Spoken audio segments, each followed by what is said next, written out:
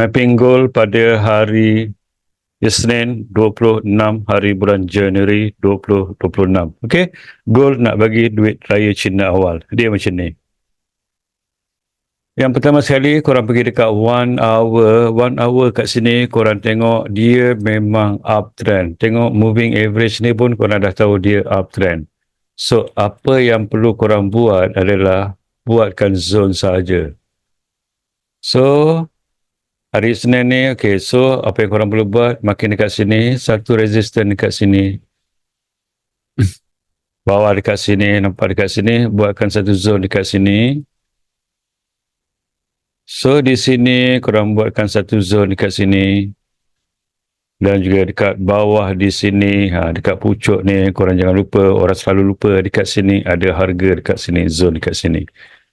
Dan juga korang boleh buatkan zone je dekat sini. Di sini. Okey, di sini. So, jarak sini adalah berapa ni? Okey, 1100 pip. So, nampak? Game plan dia adalah kalau goal ni, kalau dia break ke atas ni, dia pull back, dia ke atas.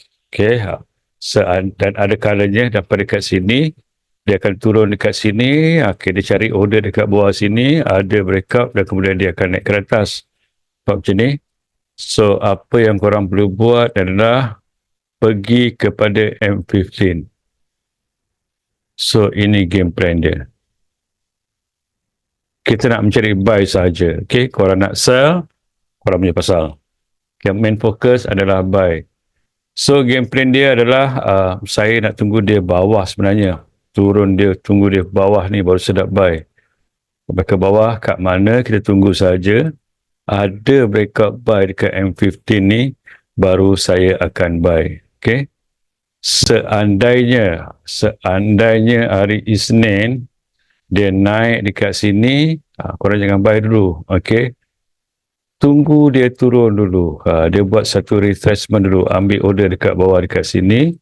M15 ada breakout buy, baru korang buy. Tak ada breakout buy, korang jangan buy. Korang tidur dahulu. Nampak?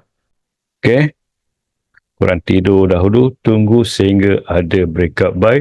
Korang boleh tunggu dekat M5 ataupun M15.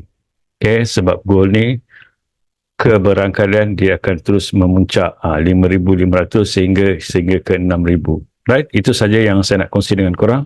Semoga bermanfaat. I'll see you.